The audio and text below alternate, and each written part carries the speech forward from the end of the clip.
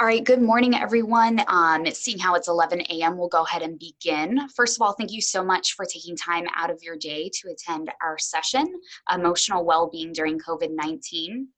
We'd like to thank Lakeland Regional Health for collaborating with Polk Vision to put this session on. And more specifically, we'd like to thank Lauren Springfield, as well as our speaker, Alice Nuttall. So before we begin, we want to go over a few virtual meeting housekeeping norms. To begin with, this session is being recorded and it will be available in the coming week on polkvision.com, on Polk Vision's Facebook, as well as our YouTube page. Additionally, we'll be emailing you all the link to this recorded video at some point next week. I'm sure you all noticed whenever you joined, but you were already muted. To minimize distractions, if you all don't mind staying muted during the presentation. However, during the question and answer portion of our session, feel free to unmute if you do have any questions for Alice. Last but not least, I'm sure all of us know where the chat box is for Zoom meetings. However, just a friendly reminder that it can be found at the bottom of your window. And if you want to chat Kirsten Sheehan, Polk Vision, I'll be happy to ask questions that you might have for Alice. And last but not least, just a friendly reminder that the COVID-19 virus, we learn new things about it every day. So continue to look towards the CDC for rules and guidelines that they may have surrounding COVID-19. So that being said, I'm going to go ahead and hand it off to Lauren Springfield to welcome our speaker. Thank you, Lauren. Hi, everyone. We are honored to have you as a part of our ongoing discussions. For those of you who do not know, we have been running a series of sessions over the last couple of weeks with our community on the COVID-19 virus.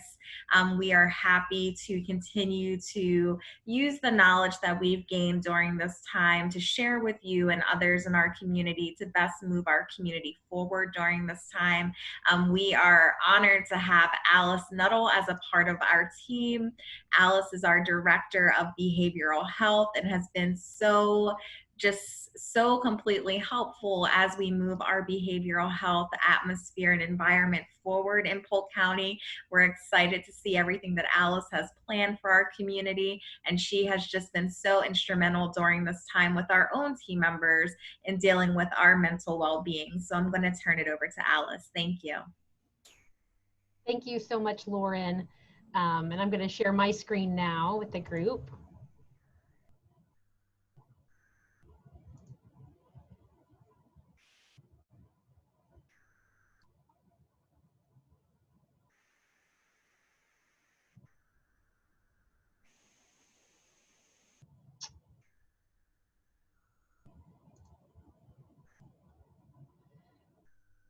There we go. Are you able to see my slides okay?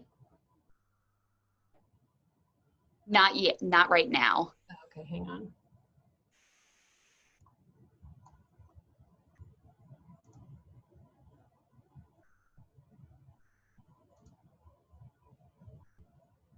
There you go. go. Perfect. Is that good? Okay. Yes. Great. Well, thank you. First of all, thanks to Lauren and Kristen. I know several of you that were going to be on the call today, but just for a quick introduction, I thought I would give you a little bit about my personal history for some context.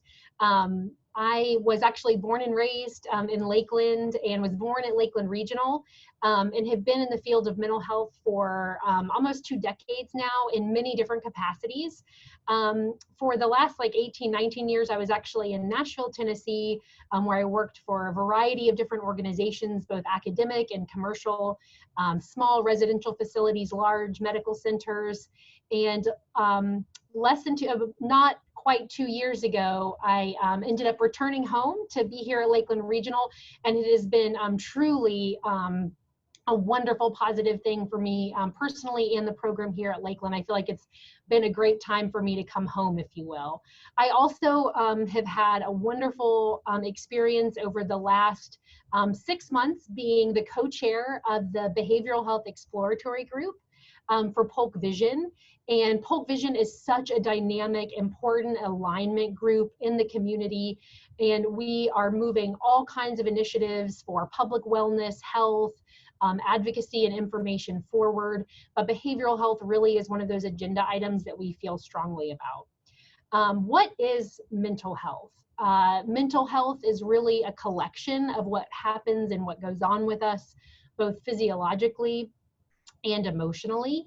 And I will tell you, I feel like one of the most important key pieces that I will return back to during the presentation is that we have to think about behavioral health and mental wellness in a new way. It can't be something that just professional behavioral health providers spends time every day thinking about. It needs to be all of us, because due to the events of the last several months, we as a community and as a world really are experiencing almost a collective type of trauma or grief. And these are normal things that happen in the world. We have hard stuff. Life is bumpy. It's not always a straight line. And humans, by the nature of our mind and our neurochemistry and our hearts and our spirits, are resilient. However, very rarely do we have all of the things kind of layered or piled on at one time that we have had recently. So again, just for context, I kind of pulled a little bit of a list of some of the things that have happened over the last 10 weeks. So governmental lockdown and curfews because of racial tension. We've had schools shift to online learning, graduation and end of the year activities have all been altered, and a sense of community was really lost for our people, our educational partners, our children, and our families. Theme parks closed, laying off thousands of workers. Travel was, there was major bans and safety concerns with any kind of travel, vacations, all those things were disrupted for many of us. Small businesses have struggled financially to stay open. The convention center and resorts here, it closed down. Unemployment is currently at the highest level since the Great Depression. So we are facing things that my 99-year-old grandmother, also faced during the Great Depression now, and for our generation. Dysfunctional and difficult relationships, whether it be at home and in work, have also, and in our lives, those things have only been amplified because of the amount of time that we are spending at home, and with perhaps if it is we're working in a small group or whether it is on the home front. Relapses of addiction and substance abuse for people that may have been in recovery for a long period of time, or for individuals that may have not had a substance abuse issue in the past. Again, I'm sure you've seen some of the headlines like I have. Alcohol purchases are up higher than almost ever before, and from last year are close to 50% or more. And I even saw a study out of Canada recently that said that individuals with small children at home were much more likely to be consuming alcohol on a daily basis. So it is really a real concern for our communities.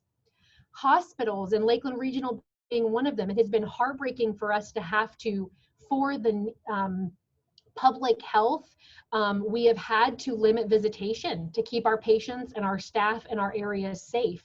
But how difficult that stressor has been for patients to not be able to be with their loved ones. Same thing with nursing homes, skilled nursing facilities. So that degree of isolation has been very difficult when people are at their most fragile and most vulnerable. Funeral homes, and I know for people that have lost somebody or had a significant death during the last 3 months, that has really altered our process of community and how we affect these things.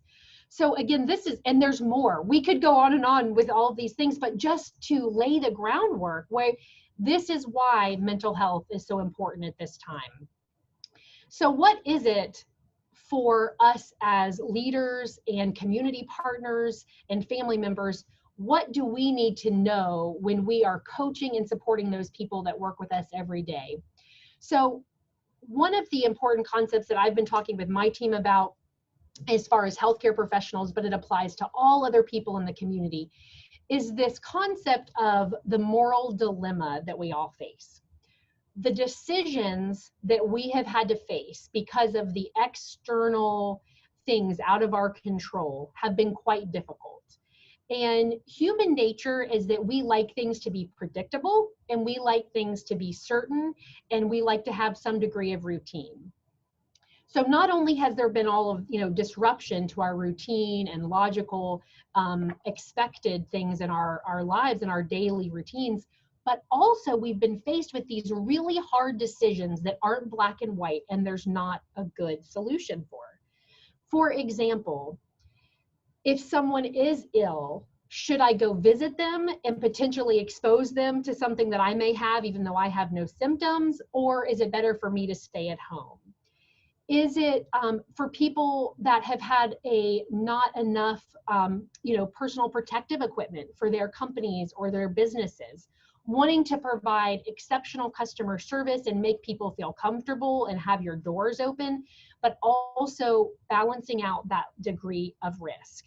Being faced with decisions about childcare, that has been very difficult, I know, for even my own family, with deciding, would I send my children to a program over the summer that is good for their social and emotional health and wellness, but also knowing that I really want them to be around some of our loved ones this summer who are in that high risk group. And so balancing those things are very difficult. And all of us have had these hard choices every single day. And it may be something simple for you. Do I need to go to the grocery store another time on the way home from work? Wait a minute, that's not safe. I need to be cautious about that. Everything's had more degree of that. So when we're faced with these moral dilemmas and these difficult decisions that aren't always black and white, we have the possibility that that can lead to something called moral injury. And what we know through looking at people who have been on the front lines of war times and healthcare professions and social service type positions, that there is something that we can do to help people that are faced with these really hard choices every single day, to prevent it from really seeping in and whittling away at their mental health. And that primary fundamental thing is how we support them, how we keep them in mind and encouraged, and how we are aware and speak to them about these decisions. Sometimes it is about ourselves reaching out to someone in our professional community or our peer group to talk through the choices that we're faced. It may seem like a commonplace decision for you, but for me, it kept me up at night. It's had me worried. I don't know, should I go on a road trip with my family because we're going to go crazy if we, don't leave the house, versus is that not safe for my children and my family to expose us to things? So I need to be able to talk about those with people in my direct circle. As we mentioned, uncertainty leads to anxiety, and anxiety is normal. It is a normal part of life, but it also makes people sometimes with a shorter fuse. They react to things differently. We may respond to someone in a less than courteous or kind manner at times because of something that's going on internally with us. And in a situation where there's a lot of discussion about what's the right way, what's the appropriate timeline for reopening, there is a possibility to create discourse amongst teams. So depending on how many people that you work with at your business or your place of employment, your team could be small or it could be ginormous. But there will always be talk, and there will always be sort of a continuum of how people feel about the decisions that the organization has made. So I mentioned visitation. That is a concept that has been a difficult one that our leadership has made policies about to protect patients. But there can be a lot of different personalities and a lot of different opinions on how to, handle visitation. Same thing again for a business or a community. Is it time to start getting in a room again for your monthly staff meeting? Or is it too soon? Should we continue on Zoom and, virtual channels? When is the date that you're going to be safe? I guarantee you, if you had a team of 10 people, you're going to have 10 different, or at least several different opinions on that question. And how do you handle that, especially as a leader or someone who is trying to make the team as collaborative to move forward? That can be a difficult thing to discuss. Wearing masks. In the healthcare setting, that's really a non-negotiable. All team members wear masks all the time. But I walked into a local jewelry store the other day with my mask on because I needed to drop something off for repair. And no one else in the business had on a mask. And that was something that kind of, again, I internally had a reaction to that. It's not that they're bad people by any means, but they have had a different frame to make their decision. When you are leading a team, you not only have to make a decision or to help share that policy, but you have to make sure you are reminding people very frequently about what your common purpose is. And it is our responsibility as leaders to talk through with people if they are not inherently feeling compassionate to the other person's point of view. It is a really good exercise to try to talk them through. Everybody is going to have different levels of comfort, and that's expected, that is okay, and that is normal. And we have to sometimes make compromises and be very respectful and have good etiquette about caring for the people that we work with in close proximity, caring for our customers and partners, and realizing that people's expectations will be different. If we as leaders set out and are very clear about what is the end result in what is our mission and our goal, here for me, it is safe care of the community and our patients. And in that safe, quality, evidence-based clinical care, it then becomes very clear. I can acknowledge that people may struggle with the policies that we set forth, but I can hold them accountable and still be compassionate, if that makes sense. So the other concepts that I really want to talk about with mental health in the workplace is that, generally speaking, for years, the numbers I have shared with people when I do talks about mental health have been 1 in 5. Generally, 1 in 5 people are dealing with some type of mental health diagnosis. When in fact, what we know now from various studies that are in, globally, and then also in pockets where COVID has really peaked and started to recede ahead of us here in Polk County, is that it's now generally more like 2 out of 5 people have a mental health concern that they need some type of support. Now, it could be that it is very specific anxiety or depression or mood due to some of the local kind of recent events in one's life. It may not be that they're going to have this mental health concern forever. But what we know is if the numbers are that high, we need to be ready and prepared to help people talk through how to get help, how to be aware of it personally, and how to support each other. The other aspects of stress, anxiety, mental health concerns that go untreated or unaddressed is that it really affects job performance and productivity.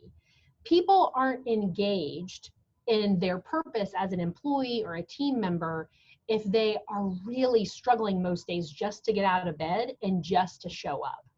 And so it's better for our organizations from a business and financial perspective if we do invest some time and energy into the general culture of mental health and how people are handling things. It's so global at this point, you can't not talk about it.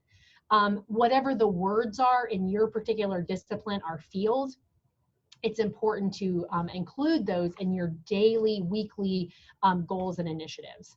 So I already mentioned some of the team dynamics, but if I'm dealing with an emotional health issue, if I'm really depressed, if I'm anxious, if I haven't slept well at nights, my communication with team members and with my peers is not going to be great. I am not going to be as good of a communicator in receiving or explaining things. So 80% of people currently today are saying that their personal relationships at home are affected by their increased stress and anxiety. So, we're shaky, not just at work perhaps, but also in the home environment. And I had already mentioned that 1/3 of people have increased their consumption of alcohol. So how do you strengthen your team? We've talked a little bit already about those communication pieces, having a common sense of purpose and goal, making sure that you continue to bring people back to your mission and vision of your organization or your team, even if it's a volunteer group. If it's a community in your neighborhood, if you are a collective group of people trying to get to a common goal at the end, you need to continue to make sure you're refreshing everybody on what that goal is, and that there may need to be some compromises, within the team to help everybody feel comfortable and productive in reaching that goal. The other thing that's very important is we want to make sure that our team members feel safe to come to you with concerns. I just talked with a colleague and friend the other day in the community that had an individual who had called in or who had not called in and didn't show up to work for a couple days. And it really made them concerned because this was very unlike them. And then they realized that they had actually been having a significant mental health issue, which was not something that had ever affected them before. And so I spoke with this colleague and friend sort of through the next steps of how to help that person, how to talk with them from an HR perspective, but also through a compassionate and supporting manager, because you want to retain your good staff, but sometimes you need it to be safe for them to tell you if they need to take some time off, if they need resources or help finding things in the community. They need to be able to know it's okay to come and ask for that, or that they're having issues. It doesn't mean that their job is at risk or anything of that nature. Now, you may intuitively, because of your training or your history, already know some really good, know some of the warning signs. I thought I would just take a quick moment though, to go over with you some of the warning signs if someone doesn't explicitly come out and say that they need help. So obviously changes in personality, uncharacteristic anxiety, anger, mood swings, lack of self-care. So it may just be, it can be as explicit as hygiene and someone not, taking care of themselves when you interact with them. But it can also be if you realize that someone's truly, they're not sleeping, or they could be working around the clock nonstop with no breaks. That's not healthier or nor sustainable. The situation that we're all in right now, it is a marathon. This is not a sprint. We're starting to try to find our new normal and our new footing, but it is not something that is going to be over in 2 weeks. So we really have to take good care of ourselves. And if we need to, it's okay and good for us as leaders and community members to remind people of that in a very humble, polite way. Remember to take some good time and unplug this weekend. Do you need to take a mental health day? That is important for everyone's long-term survival.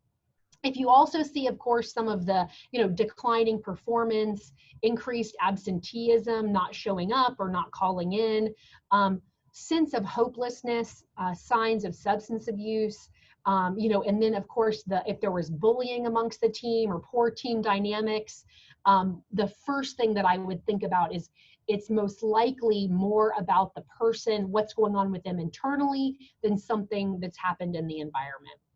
So we need to know that when we see these risk factors and these symptoms, it's okay to see something and say something, and have resources available and know who would you refer them to. It may be that they simply need you to ask them, are you okay? And they may say, yeah, I'm good. If you say, do you need anything? They may say, no, you have still done your job. The fact that they know you are present and you are there, think about it as sometimes even when I'm communicating with professional adults, it's like I'm talking with a teenager. They're not going to voice immediately the first time I ask them if they need help. If I keep checking in on them, like at my supervisor huddle, that I have once a week, I always make sure to say, what can I do for you? What's going on at home? Is there any other supports? Can I help? And eventually, if you ask enough times and make it safe for people to bring it up, whether if it's a small group of people or one-on-one, they know how to reach me, they are going to be more willing. It's going to be more acceptable for them to reach out. We will make sure to provide some more resources for you at the end as well. And I am always personally, we can even email you some things if you have specific needs or concerns. We all do better, feel better when we feel valued, when we feel heard. Just this morning, I led our physician department meeting, and no matter, all the agenda items we have, I always make sure to say, I see you, I hear you, I know how hard you're working. And even if you feel like people know already, say it, speak it. Send those little one-liner emails, put a sticky note on someone's workstation if you're back in the office.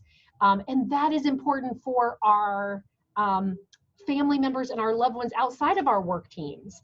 But more than ever, those little tidbits of kind of sort of hands that reach out are really important. Now, the other concept I wanted to mention before we move on is the one of post-traumatic growth. So raise your hand and wave at me if you've heard of the concept of post-traumatic growth before. Oh, good. I get to share this with you for the first time. So who's heard of post-traumatic stress disorder? Okay, yes. So this is part of my life mission to help educate and empower folks to understand this concept. It is often one of the most important things that I go over and talk about with families that have pediatric and adolescent patients with mental health issues. If the same person encounters a traumatic event. Now that traumatic event can be a singular moment, such as a car accident or some type of traumatic accident or injury. It can also be a very sort of like medium to low level stress that happens day after day after day. Or it could be something, for example, like COVID, like our social, racial injustice issues that are happening right now, and these things and images that we're seeing in the media. Whatever the source of the trauma is, if it's not addressed when or while it's happening, we can move into having symptomology of post-traumatic stress disorder. However, another concept that is really important and is scientific, evidence-based, and been written about over and over again in the literature is that that same person faced with that same traumatic event, if they are given the right support and mentors, coaches, helpers, whatever terminology, if they are given an infrastructure to process that trauma, they actually will proceed even higher level of wellness and potentially performance than they were before the trauma. And that's called post-traumatic growth. So kids, for instance, that have reached the bottom, and parents are here thinking, how will we ever fight our way through this crisis? How will my child face their young adulthood knowing that they have lived through or had this type of situation or had to be Baker acted? The truth is they may be stronger, healthier, more mentally collected and prepared for a very healthy, happy life. And the same thing with adults. It's tremendous, the sense of hope that we should have just being human. Our bodies, our minds, and our spirits are by nature how we were designed, are resilient, and are supposed to bounce back. And there's lots of ways we can support people in that moment, but your teams can become more productive. They can become more inspired. They can become more innovative, collaborative, and successful after a trauma or after a very stressful event, if given the right support in and around the situation. And that concept of post-traumatic growth versus post-traumatic stress disorder, it is the same for each of us as individuals, and it is as a collective group. And that, again, is a concept that I wanted to seep into you as an individual and as a professional, but also share that with others. If you feel like it can't get worse right now and you just don't see an end in sight, there is hope if we join in collaboratively and support each other. There really is. So I've mentioned resiliency a couple times, and I'm sure that's a topic that you guys may have seen recently in the media and more. There's never been a time where it's more important to talk about what is resiliency, how do we cultivate it, and I wanted to kind of reframe what the real terminology or definition of that. It's an ability to recover or adjust from some type of misfortune or change. It also can be applied to concepts of trauma, of adverse childhood experiences, of, you know, substance abuse. There's resiliency is also in our professional lives. Things often change at a very unpredictable clip when there's a lot going on in our personal or professional lives. So I am going to talk with you about several different tips on resiliency. And the first is, we've already sort of touched on a little bit. It's about recognizing and acknowledging that this is hard. This is hard. It's okay to not feel like you're doing okay right now. Make sure that people are aware that it's okay to talk about that with the appropriate and safe individuals in their life. And that grief, trauma, hard stuff is not a straight line. It's never, I'm doing okay today, I'm doing a little bit better, oh, now I'm doing a lot better, and now I'm back to normal. It's not a straight line. It is zigzagged and it jumps all over the place. It's not linear and it's different for everybody. And acknowledging that when you're faced with really hard, challenging situations, everybody's gonna have a different course at a different pace. It's more, even though it's still all uncertain, it gives you a sense of it's okay. I'm human. I don't have to be okay on Wednesday if I had a really stressful day on Monday. So taking your mental health temperature is something that we've been talking a lot here at Lakeland Regional, and you can do that in a lot of different ways. Just asking people, how are you doing today? Is there any way I can support you? I know personally in my family at the dinner table every night, even with my little kids, they're 4 and 6, I ask the question, what was your high today? And what was your low? And it's typically something about my brother stole my Legos, or, you know, again, I love seeing my grandparents today. It doesn't, but that's the thing that's so beautiful about that activity. It is, you can sit around a table of executives and talk about what went really well today, what didn't go so well, and keep moving. I do it with myself. Why it is so profound of an exercise, even though it's really simple, is that it acknowledges that it's up and down.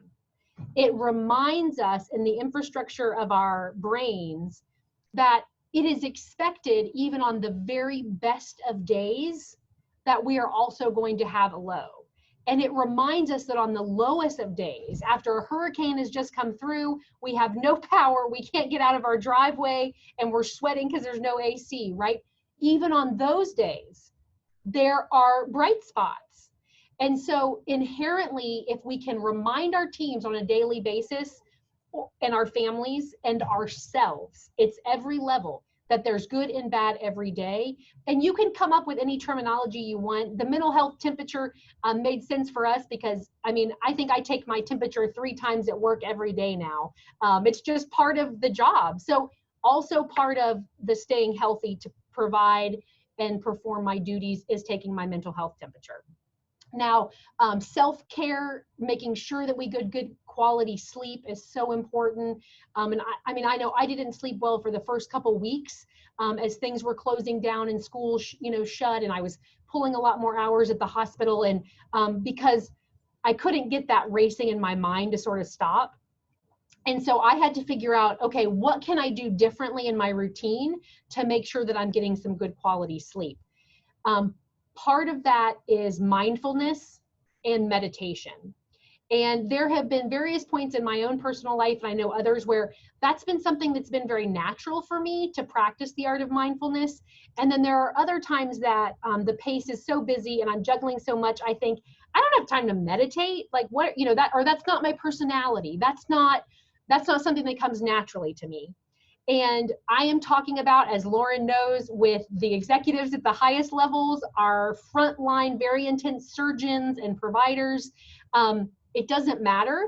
You need to do it to some degree. And the beauty of it, this is what, again, I think is super cool, is that literally if you take 10 deep, slow breaths and you count, and if we were to track your heart rate, your blood pressure, and the stress hormones pumping through your body, after you did that for 3 to 4 days in a row, you would be less stressed.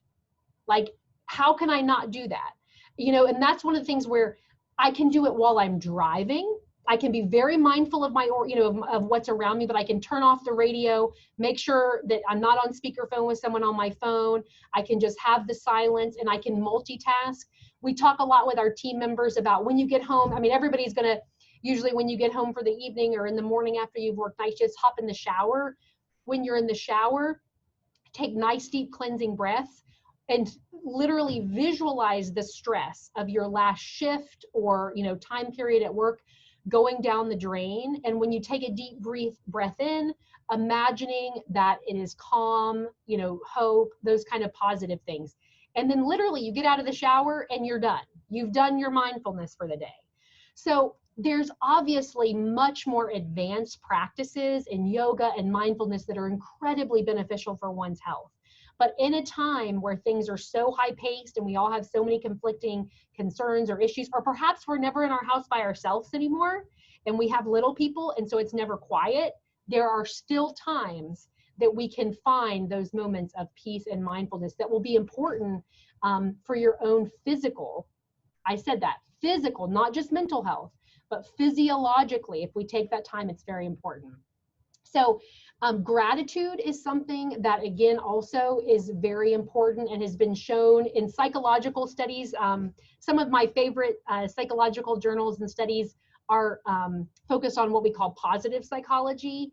And if we focus on intentionally having positive emotions toward the world or others, and we do it as a practice every couple days or every day, by making sure we express our gratitude, we feel better. It's kind of a selfish thing. If I thank other people, I feel better. But it's true. There is science behind it that those type of emotions are really important. In that same vein, there is some studies actually out of Duke and that are really focused on healthcare providers. But again, it is universal principle. If you every single day for 21 days list 3 things you're grateful for, and there's even apps out now that they're free, you can put on your phone, and you can put a little drop down menu, and it could be like my cup of coffee, my dog didn't wake me up till 7 a.m. I mean, it can be very simple things, things that I'm grateful for. It is incredibly empowering, and it makes us feel better as individuals. The reason why is that it retrains our circuitry in our brain to scan the environment around us. And instead of immediately seeing the dumpster fires in our life, like, oh my gosh, that's a total hot mess, I don't have time to wade into that right now, we train our brain to see the positive in things. And that flip in our brains, we have control over. So people that tell me, I understand, and it's true, there are people that are pessimistic personalities, or we may have a more glass half empty kind of personality. We all have those tendencies, but wherever you are on the continuum, you can impact it by some of these mindfulness practices, expressing gratitude, seeing these 3 things we have on a daily basis. Another concept, and I know I'm going through these fast, but I feel like that they're good little nuggets, and if any one of these takes hold in you, or you want to share with your team members, it's helpful. Practicing the art or sense of awe. So that kind of sounds weird. Awe is that tingly, like kind of goosebumps moment that you're standing at the top of the Grand Canyon, you're at the Statue of Liberty looking out, you're on the top of the Eiffel Tower. We're not traveling though as much anymore.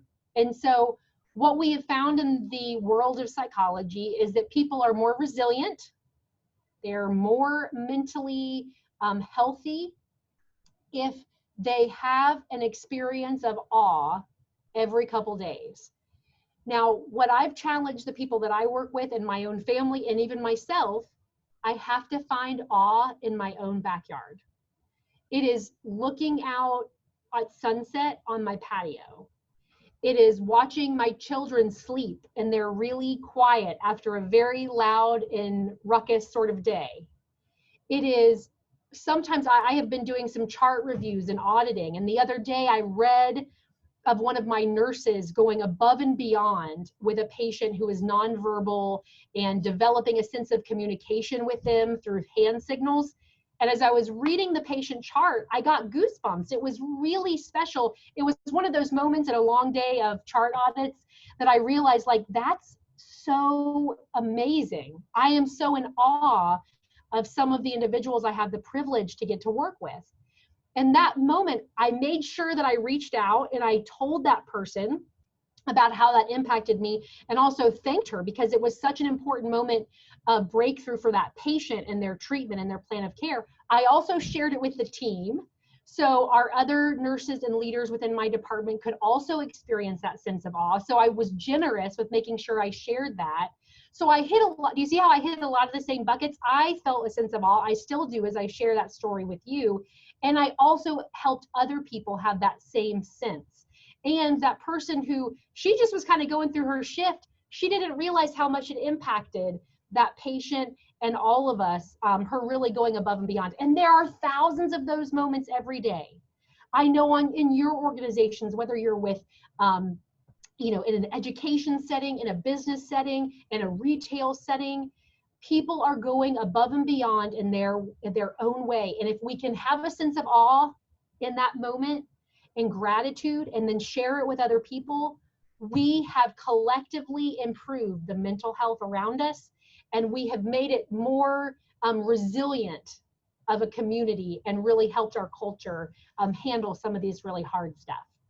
So journaling, that is another concept that I think when I try to talk to physicians about journaling, it's like they're going to ask me, are you going to tell me to take a lavender bath next? Because I don't have time for that, right? Okay, so my favorite way to journal, because I don't really have as much time as I'd like to sit and write out all my thoughts, it's called a brain dump. So if my next meeting starts in 5 minutes and I don't have a lot of time, but I'm feeling kind of overwhelmed and I'm racing out of something else and I don't really feel collected, I will sometimes sit at my desk with a sticky note or a scratch piece of paper, and I literally just for like 2 to 3 minutes, I write down all the words that are going through my brain. And it looks crazy. It looks wild. Like there's all these words that they don't make sense. It's not a collective thought or sentence. Why is that good to do? That type of journaling is quick, it's easy, and it literally declutters our brain to then help us reorganize and then be refreshed for that next moment or that next interaction. You know how they talk about feng shui and Marie Kondo, like cleaning out your closet, right? Like that type of clutter. We have that clutter up here too. I know I do. It is a part of being a very busy professional who's doing a lot of things in the community and at their job. That's part of life. But if we want to be more resilient, more healthy, and help others lead through, we have to have ways of dumping out that clutter, and it has to be quick and easy, and not a lot of barriers to complete that. So that form of journaling is really important. Now also we talk about, if you've had a significant loss lately or a conflict with someone, another form of journaling that we share with our patients often is writing a letter you don't ever intend to send. Sometimes even a text message. Make sure you don't leave the 2-line blank. Type out the text message, type out your social media post, and then delete it. That is a form of journaling, because sometimes we need to write it to be able to form better it in our mind. So again, know that is an accessible tool that really helps teams with resiliency. So avoid too much media. That is so important. I know my husband teased me the other day because I did not know about the murder hornets. I had not heard of them. And then I kind of laughed and I said, it's because I'm taking my own advice.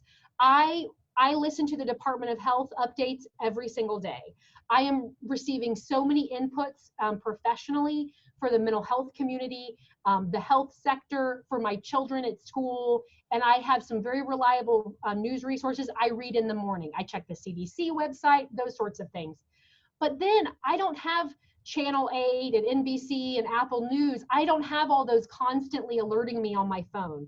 And especially in a time where there's some good stuff in the media, but there's also some unnecessary drama and conflict that becomes distracting for my purpose. And so you have to be informed. It's the same thing even with bad weather. We're talking about, weather preparedness again. Have your reliable source. You may, if things are evolving rapidly, I may need to check in more than once a day, but check in and then purposefully check out.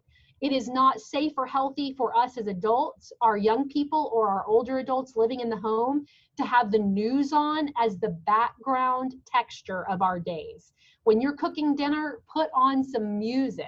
Put on an old clip of Golden Girls or something that, Friends, or something that is light, and be mindful that when we are ingesting both literature, reading, visual media, that we have to make sure, just like when we're eating good, nutritious things, that we're also consuming them that way. So sometimes, people are really nourished by reading spiritual, kind of inspiring, books or meditations.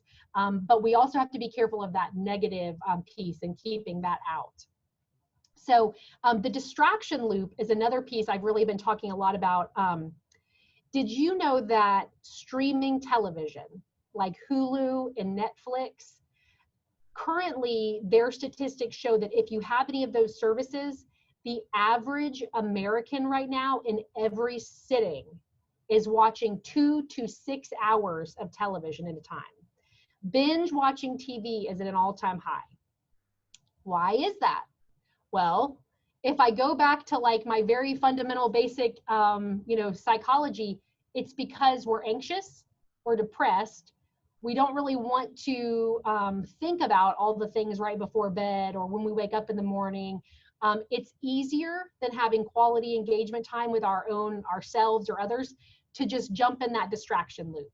Now, the important thing to remember is that distraction actually is very healthy at times, in moderation. It's just like good chocolate is fine in moderation. A glass of wine occasionally is fine in moderation.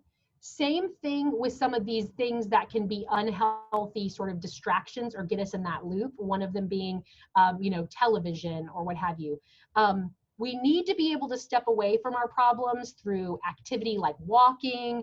There are times that you need to put your email down and not think about something because you're not in a good frame of mind.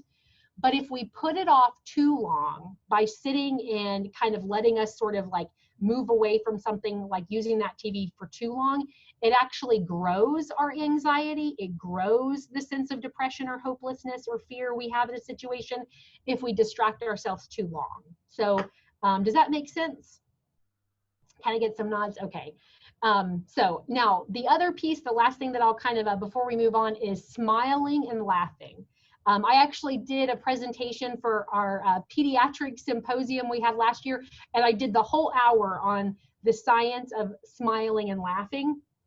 It's a phenomenon, or it's a fascinating topic to get involved in, but smiling not only makes you look younger, which that's always a positive, but smiling is good for your health. And I'm not joking. Like it is evidence-based that people who smile more during the day have better vital signs like blood pressure, heart rate, and their hormones like cortisol and adrenaline are at a much healthier level.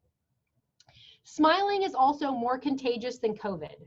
Smiling impacts the people that are around us.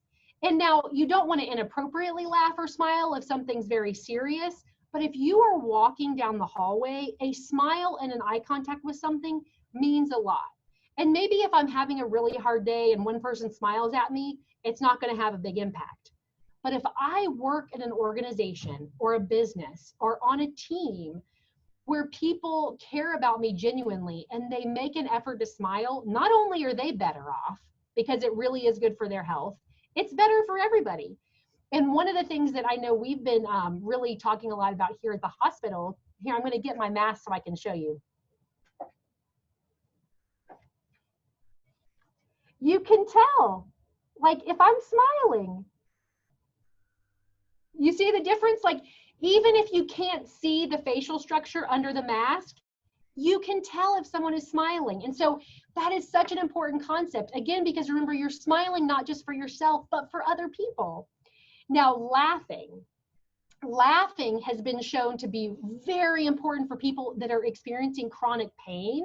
And some of the like nursing studies that are really fascinating about laughing are that if people that are in hospice with terminal illnesses, if they watched a silly kind of sort of a comedy like episode of a show where they really got some significant like belly hurting, like crying laughter in right before bed, they had a longer, more restless, more restful sleep with less breakthrough pain. So there is a neurochemical, biochemical response that when you have really good, solid belly laughs, that is good for your health. It decreases all the negative stress hormones. It increases your serotonin and some of the other really positive neurochemistry hormones in your body. And it, again, is more contagious than COVID. So I know we've talked about, like with my family, I mean, often with our kids, we throw on some like funny music and dance. It's really hard to not smile and, you know, laugh when you're dancing for a few minutes, like in your kitchen with your family. But also sharing funny things with the team members and our staff is so important. We always remind everybody to keep it G-rated, and we don't ever want to, you know, use humor that is at the expense of somebody else. But it's a really important and a neat topic to help us continue to be resilient. So remember that this is going to continue to evolve. I don't have the answers. Even Dr. Haight and Dr. Jackson are tremendous community, you know, leaders that come from an aspect of community and infectious disease. We don't have all the answers of how this is going to unroll. But I know that if we practice some of these daily concepts of resiliency and mental health, we will all be healthier and potentially stronger, more productive, more collaborative on the other side. I would never have wished this situation to have happened to our patients and our community and our world. But I know that it also is an opportunity for us to pull together and to become stronger. I also want to remind you that emotional health and mental wellness is not just something that I need to be worrying about and the providers that work with me and that are my colleagues in the community. It is every single person's responsibility now for themselves. We need to increase our emotional quotient. You know, we talk about the concept of IQ. Now let's think about the concept of EQ. Do you have the vocabulary that you need as an individual to share with somebody that you trust about how you're feeling? Do you have the vocabulary to talk about your emotions with people in your community, in your workplace, in your team? We have to realize that the most important mental health providers right now are our neighbors, our coworkers, and our spouses. Because a lot of this depression and anxiety and stress and sleeplessness, it can be, if we treat it effectively now with the right support, the right encouragement, the sense of hope and normalcy, that everybody is feeling this. You are not alone. You may prevent that current feeling from progressing into something such as post-traumatic stress disorder or long-term major depression or anxiety. So remember that emotional health and resiliency is not something you're born with. You have to practice and flex this like a muscle. And if someone says, I'm not doing very good, I don't know what to do, I can't handle this, you just have to remind them that they can. They are human, and by the nature of who they are and how they were built, they have the ingredients to be more resilient and more mentally healthy with the right support and training and education. So some other really just kind of housekeeping things I thought I would suggest how we can support our team members is to be transparent and honest about the next steps. I talked early in the presentation about the moral dilemma and then could potentially lead to moral injury. How we are best serving people on the front lines in our community is by talking with them very frequently about what's going on, even if it's to say, I don't know what the outcome is going to be now. We have to be honest. And as leaders, often having a mechanism to communicate that with our team. I know here at the hospital, we have a leadership call every day at 9 a.m. and Monday through Friday. And at 9 a.m., the call some days is 15 minutes. Some days it's longer if there's more to cover. And sometimes on that call, there are very few updates. But the fact that they are predictable and we know what time that is, and we know that our highest leaders and executives will be on that call and holding hands with us virtually to figure out whatever the challenge is for that day, we have to all be very mindful about what's right in front of us. We can't get too far ahead. What we usually tell our patients that deal with anxiety is that we have to focus on the present. We have to take that step that's right in front of us. Think a few steps ahead, but know you're going to have to be flexible. That same thing applies to us as business leaders, community leaders, making sure that we are aware of that for our team members. Be honest and continue to talk about mental health with everybody on, however, it may be through email, it may be through text, whatever way makes sense for your team. Now, I want to make sure before, these were some other just last reminders. Do we have any questions, Kirsten, that have been submitted? Not yet, so keep going. Okay, good. And I think that there were some poll questions that I forgot to mention at the beginning, but can you send those out real quick? Yes. Okay. All right, so there's some little poll questions for you to complete. Basically rating your confidence and the ability to help out an employee, that sort of thing.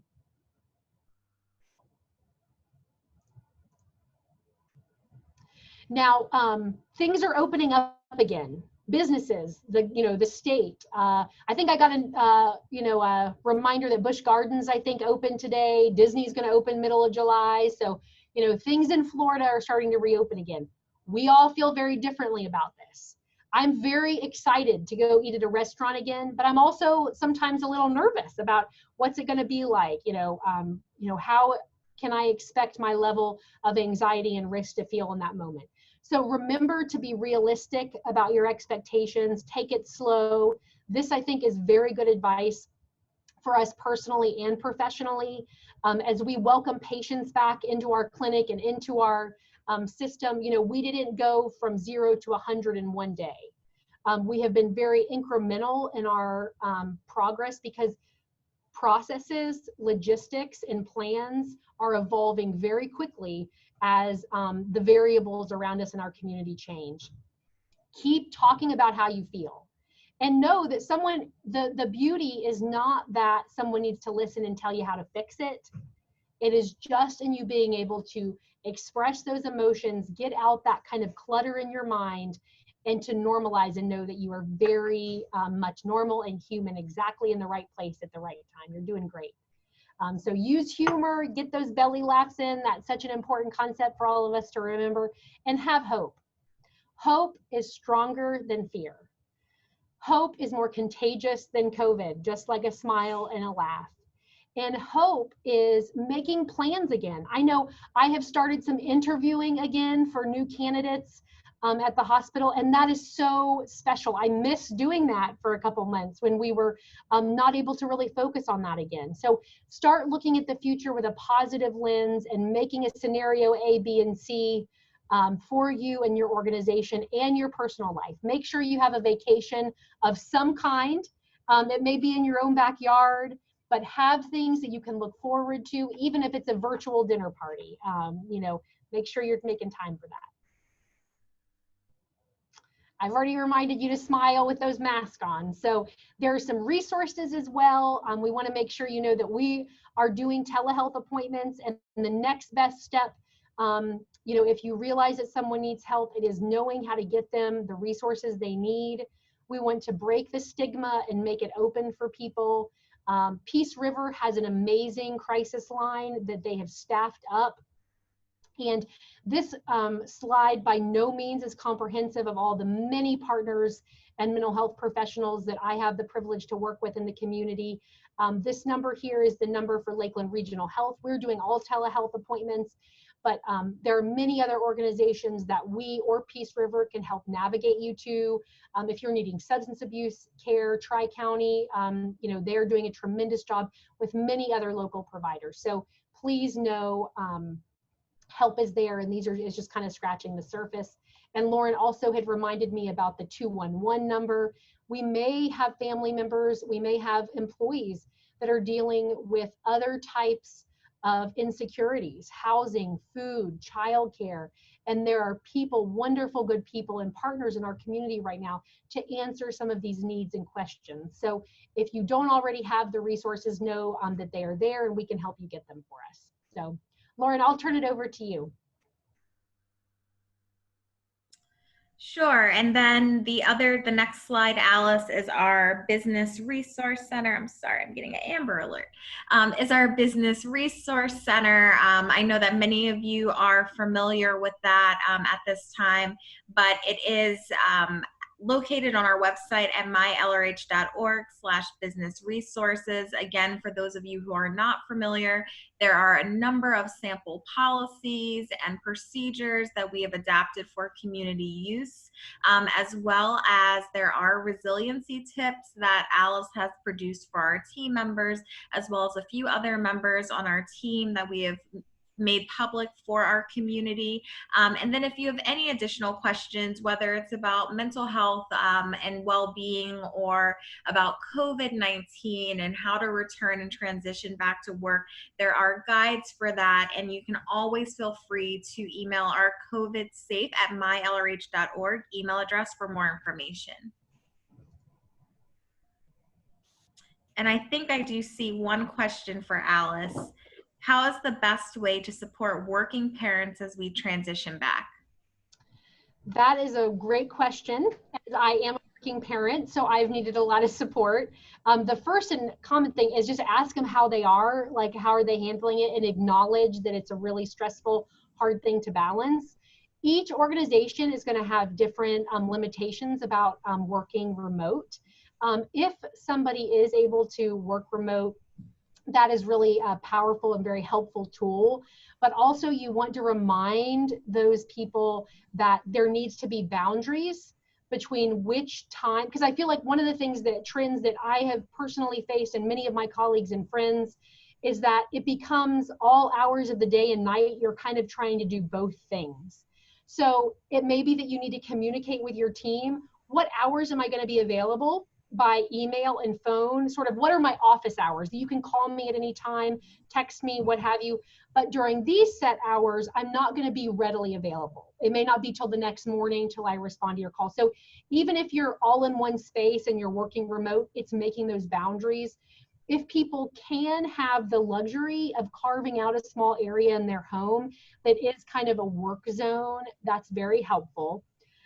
Also, it depends on the nature of your work. There are certain pieces of business that the distraction of children or a child coming up while you're on a Zoom call aren't appropriate. But I know many of the initiatives that I have been involved with, it has been a joy to be able to work with other people and to know it's okay for their child to come and ask for a snack at the same time that they are talking and sharing, because we have the ability to multitask, and it needs to be okay that we're juggling both. And if you can have, again, I know every organization is different, but if you can allow for some of that and normalize it, I think that is really positive. And have humor. I mean, I'm at the hospital many days, but I also am working remote for several days, and I've had my 4-year-old ask me some very interesting questions in the middle of a phone call, on conference call with my CFO. And you just have to laugh it off, and keep moving. So have some grace, create some boundaries. I think that's a good start. Any other questions, Kirsten?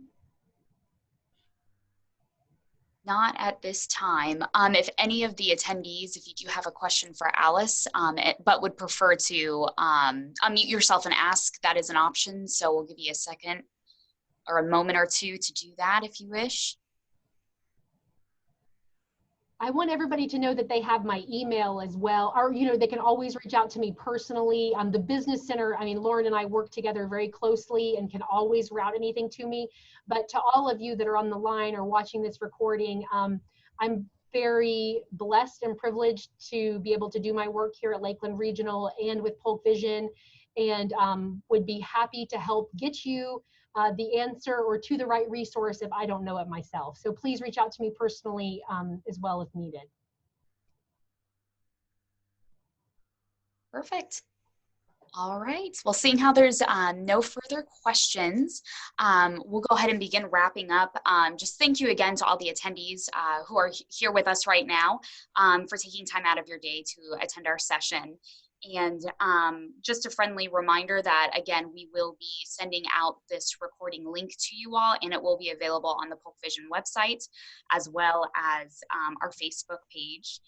And once again, thank you to both Lauren and Alice for putting this on for us and collaborating with us to get this out to Polk County. So with that, I just want to wish you all well, and I hope you have a great day. And just be well and be kind to your mind. Yes, absolutely. Thank you, guys. Bye. I'm grateful for each of you.